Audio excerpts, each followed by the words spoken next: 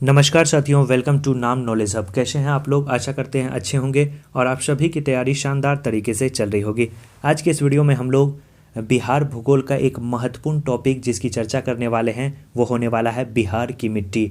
काफ़ी ही ज़्यादा महत्वपूर्ण टॉपिक है, एक क्वेश्चन यहाँ से पूछे ही जाएंगे। तो चलिए हम लोग बिना किसी देरी के इस वीडियो की शुरुआत करते हैं।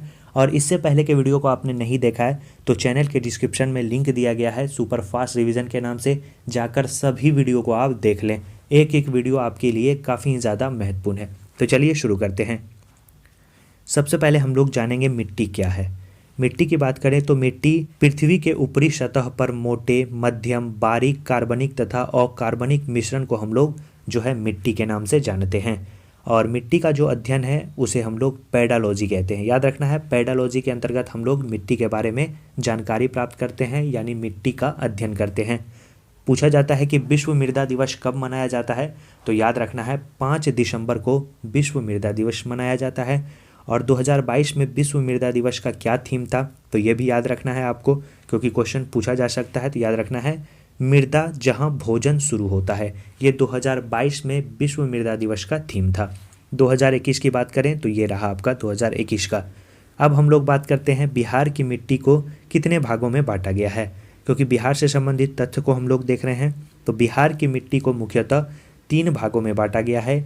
एक है उत्तर बिहार के मैदान की मिट्टी, दूसरा है दक्षिण बिहार के मैदान की मिट्टी, तीसरा है दक्षिण पठार की मिट्टी। इन तीनों भाग को हम लोग अब विस्तार से पढ़ेंगे। जो मेनली पॉइंट है उसे ही पढ़ेंगे, ज़्यादा डीप में आपको जाने की कोई आवश्यकता नहीं है। सिंपल पूछा जाता है कि किस मिट्टी का विस्तार जो है किस क्षेत्र में है, किस जिले में है। तो चलिए हम लोग उसे देखते हैं। सबसे पहला जो आपका भाग है वो है उत्तर बिहार के मैदान की मिट्टी।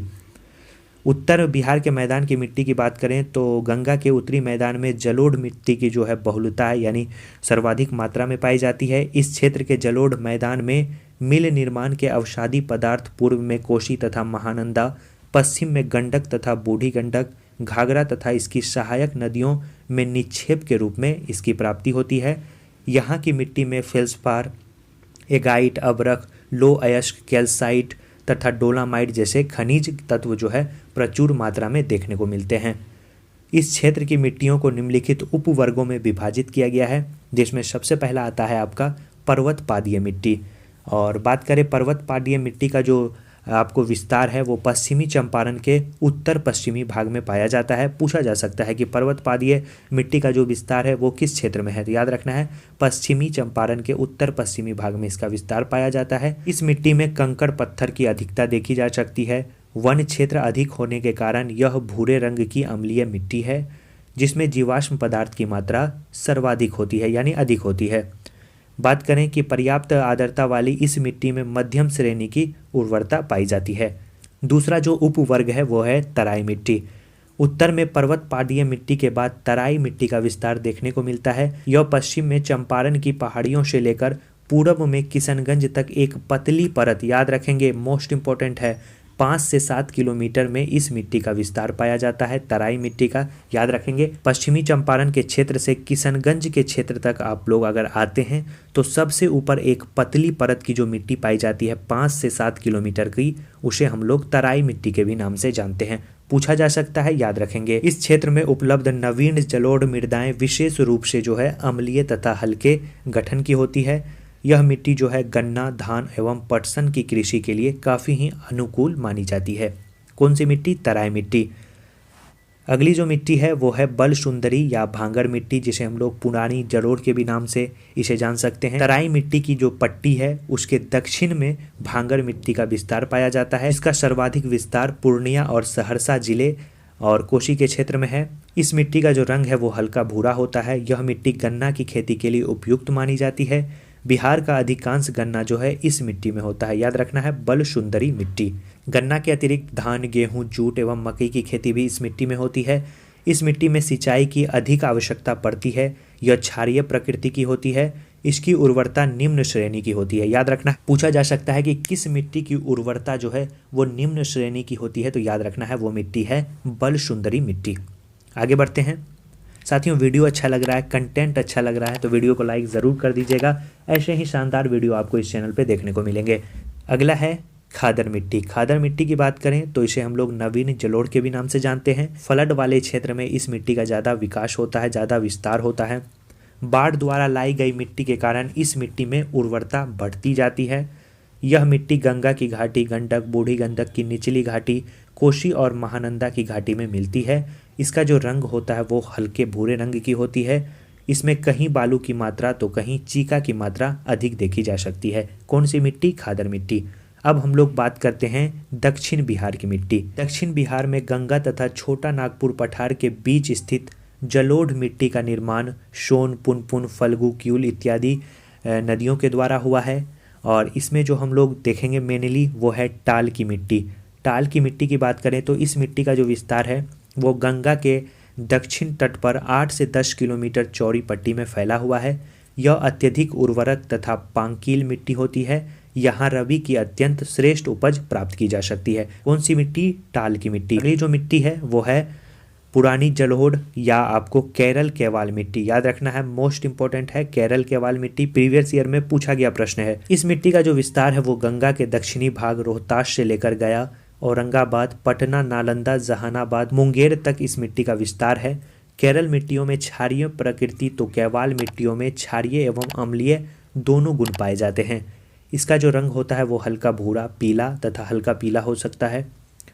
इसमें जो है सोखने की क्षमता काफ़ी अधिक होती है। याद रखना है केरल केवाल मिट्टी में, तथा अत्यधिक उर्वरा शक्ति भी पाई जाती है। इस मिट्टी को भांगड़ मिट्टी भी कहा जा सकता है। अगला जो मिट्टी है वो है बलथर मिट्टी। बिहार के मैदानी भाग में गंगा के मैदान में दक्षिण सीमा पर जहां छोटा नागपुर की पठारी हिस्सा आरंभ होता है, बलथर मिट्टी का संकीर्ण विस्तार पाया जाता है। इसमें रेत एवं कंकर की बहुलता होने के कारण अधिक देर तक पानी नहीं ठहर सकता है। याद रखना है इसका रंग पीलापन लिए हुए लाल तथा प्रकृति अम्लीय होती है। इसकी उर्वरा शक्ति काफ़ी ही कम होती है। और आपको याद रखना है इस मिट्टी में अरहर, कुर्थी, ज्वार, बाजरा आदि मोटे अनाज उपजाए जाते हैं। कौन सी मिट्टी? बलथर मिट्टी।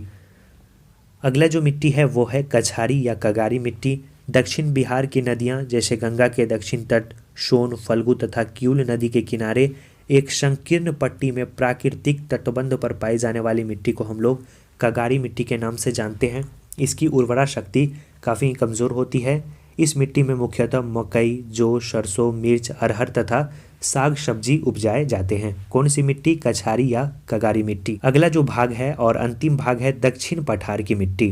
दक्षिण बिहार के संकीर्ण पठारी भाग में अवशिष्ट मिट्टी मिलती है जिसका रंग मुख्य रूप से लाल एवं पीला होता है। इसकी भौतिक संरचना एवं रासायनिक परिवर्तन के आधार पर इसमें भिन्नता पाई जाती है जो निम्न प्रकार की हो सकती है। इसमें सबसे पहला है लाल बलुई मिट्टी। यह पठारी मिट्टी है जो कैमूर एवं रोहतास के पठारी भाग में मिलती है। याद रखना है लाल बलुई मिट्टी का विस्तार किस क्षेत्रों में है? तो याद रखना है कैमूर एवं रोहतास के पठारी भाग में मिलती है। इसमें बालू की मात्रा जो है वो अधिक होती है। इसकी उर्वरा शक्ति काफ़ी ही कम होती है और यहाँ पे मोटे अनाज उगाए जाते हैं, अर्थात यह मिट्टी को हम कह सकते हैं कम उपजाऊ वाली मिट्टी। याद रखना है लाल बलुई मिट्टी। अगला जो मिट्टी है वो है लाल एवं पीली मिट्टी। इस प्रकार की मिट्टी दक्षिण बिहार के जमुई, मुंगेर, बांका और औरंगाबाद जिले के पठारी क्षेत्र में पाई जाती है। इस मिट्टी का जो निर्माण है वो आग्नेय रूपांतरित चट्टानों के विघटन से हुआ है जिसमें ग्रेनाइट, नीस तथा शिष्ट चट्टानें शामिल है। इस मिट्टी में लौह तत्व की प्रधानता मानी जाती है। इसके कारण इसका रंग जो है लाल होता है। इसमें आपको याद रखना है फास्फोरस, क्षार तथा जीवाश्म की कमी रहती है। यह मिट्टी जो है कम उपजाऊ होती है। इस मिट्टी में मुख्य रूप से मकई, दलहन तथा मोटे अनाज की खेती होती है। ये थे साथियों मिट्टी से संबंधित जो महत्वपूर्ण तथ्य जिसे एग्जाम में क्वेश्चन पूछे जाते हैं उसे आपको इस वीडियो में कंप्लीट करा दिए। इस वीडियो के पीडीएफ के साथ साथ आप बिहार स्पेशल के संपूर्ण पीडीएफ को प्राप्त करना चाहते हैं इसमें Bihar special, Bihar current affair यानी कंप्लीट बिहार नोट्स, तो आप उसे ले सकते हैं। डिस्प्ले पे आपके शो हो रहा होगा किस प्रकार से आपको लेना है। अंत समय में उसे पढ़कर आप अपनी तैयारी को ज़्यादा से ज़्यादा मजबूत कर सकते हैं।